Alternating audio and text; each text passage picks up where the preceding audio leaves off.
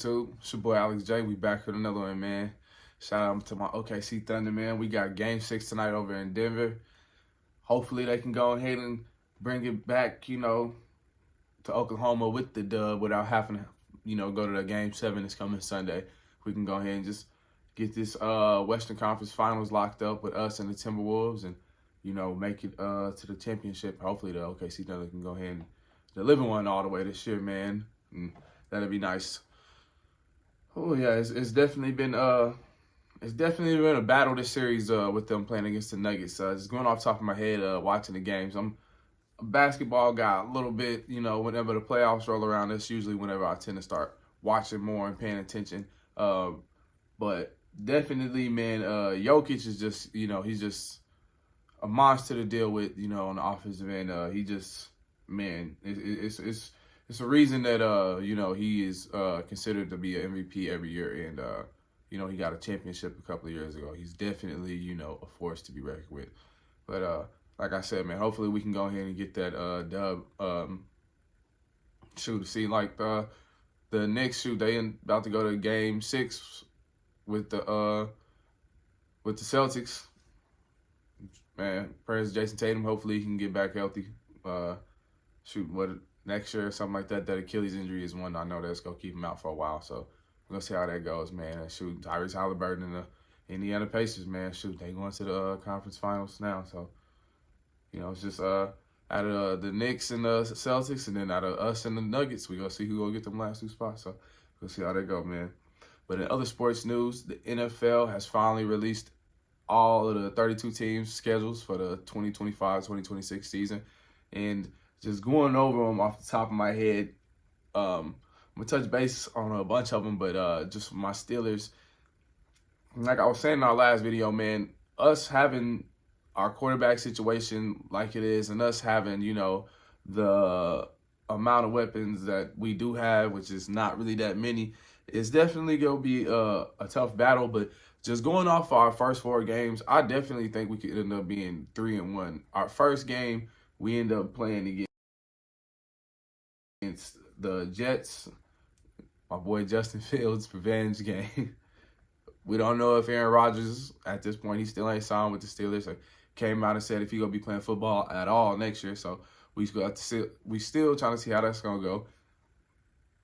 Game after that, next couple of games after that, we got the home opener against Seattle. Then we go to Foxborough and play against the Patriots, and then we take a trip to Dublin to play against the Vikings. With those 4 games right there, when I think about those teams right there, Seattle, the Patriots, and then the Vikings, like I said, that first game when we come out of the season, we playing against Justin Fields and the Jets, I could see us possibly going 3-1 in those games, just because of some fact, the Jets are going to be, starting off anew. They still the Jets, regardless of who playing for their team. I hate to see my guy Justin Fields playing for them, but we go see how they rock next year. But they still kind of depleted in weapons. They've still only really got just Garrett Wilson and Breece Hall. They got Justin Fields now. I mean, I think they took a couple of I think they took a tight end in the draft, but with that game too, and then Seattle, we playing against freaking Sam Darnold, Jackson Smith, and Jigba Cooper Kupp. I'm not really too scared to play against them, even though I do know their coach has a real good defensive scheme. Like I'm saying, we got a real good defense too. Ain't too many pieces left from our defense. We still got Minkah Fitzpatrick, T.J. Watt, Cam Hayward. Just drafted DeMar Hampton in the first round. Still got Joey Porter Jr., so I'm definitely liking our chances against them. And then we just got DK Metcalf from them, like to see how that's going to go. Then whenever we play against Drake May and them over in Foxborough, that's another game that I'm thinking like, second-year QB, third, game of the season.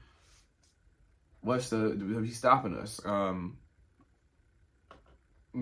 So the only game that I can see us possibly losing is the Vikings game. But then even with that, when you think about J.J. McCarthy coming in next year, that's going to be his 4th game of the year. But from what people are reporting coming out of Minnesota, they saying that J.J. McCarthy is going to end up being, good. And there's a reason they moved on from Sam Darnold, because they think they can count on J.J. McCarthy. But we're going to end up having to see how that goes, because He still ain't played no NFL football, and NFL is a lot different from college. So we go see. It's one thing to be at practice and in the film room and knowing the plays and stuff like that. But once you actually get out there on that green and white and them whistles have been blown and you got to play in between those, it's a lot different. So we still yet to see how he go play. But from what we see Minnesota doing, it looks like that they counting on him and that they believe in him, like he's going to be that guy.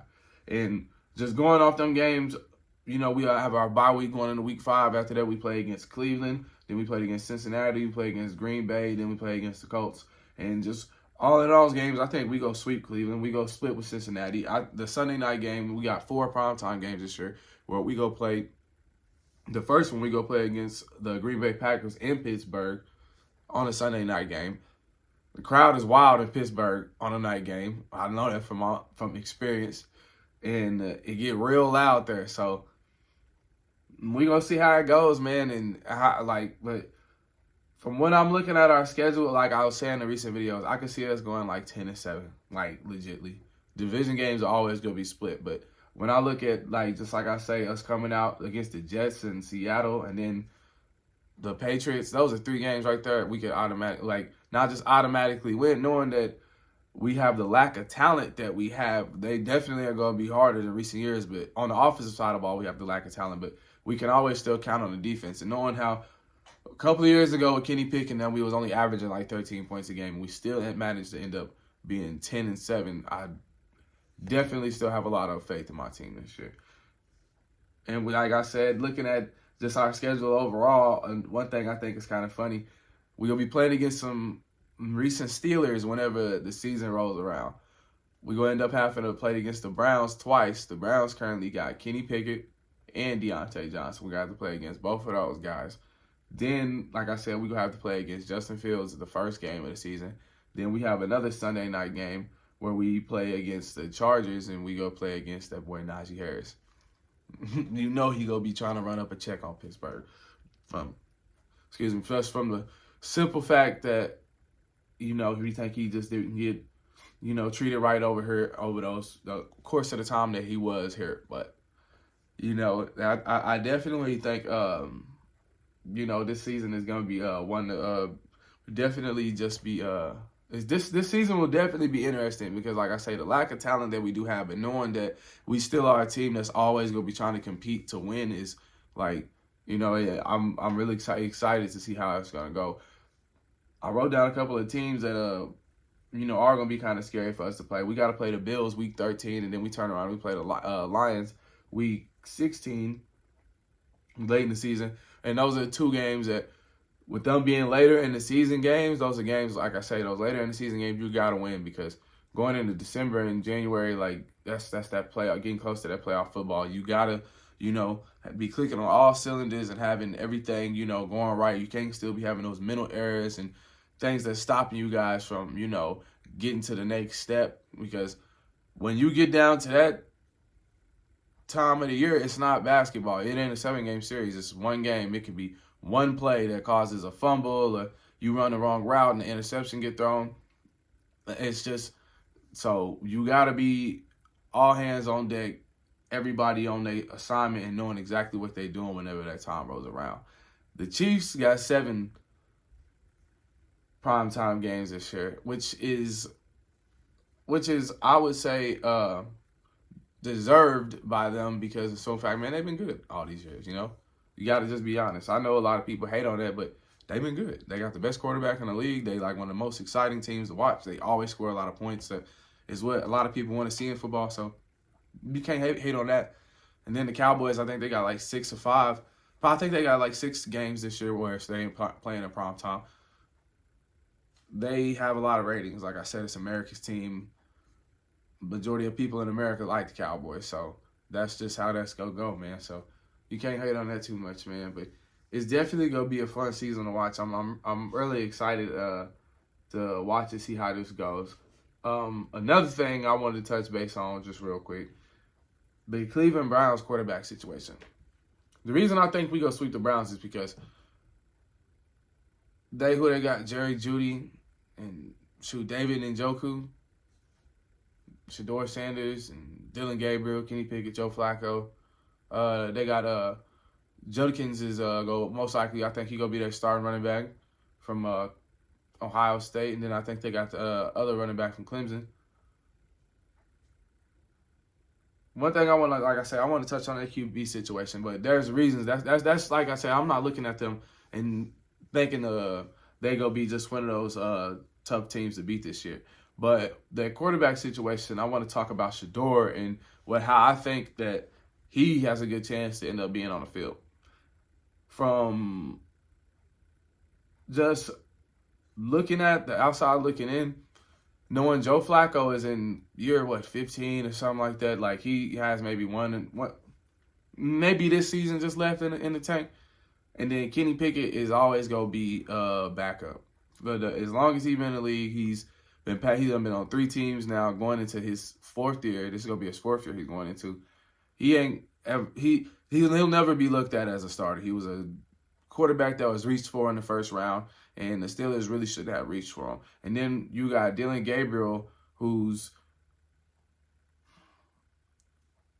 he's going to probably most likely get the same amount of reps as Shedeur, and he's going to really have to wow him, because Shedeur is going to be somebody that generates a lot of jersey sales and is going to have like a lot of ratings coming from him. Like if he's good and he doing it, like if he good or bad, like they go stay talking about him. Like even with him being a 5th round pick, and if he is good, like and he ended up being a starter, the story will just be good. Like to be one of the first quarterbacks to come to Cleveland and actually be good, because their quarterbacks have always sucked. So he definitely has a real good chance to start. Like I say, and Kenny Pickett, another thing about him, not only him being like just a career backup, Kenny Pickett is injury prone. I hate to say it, but he's a guy that gets hit and gets sacked, and he'll have to sit out a couple of games. Just look at his career history, like for the Steelers, so he definitely won't be a threat to Shedeur, as long as Shedeur makes sure he comes to work every day and is on his stuff, know the playbook, and is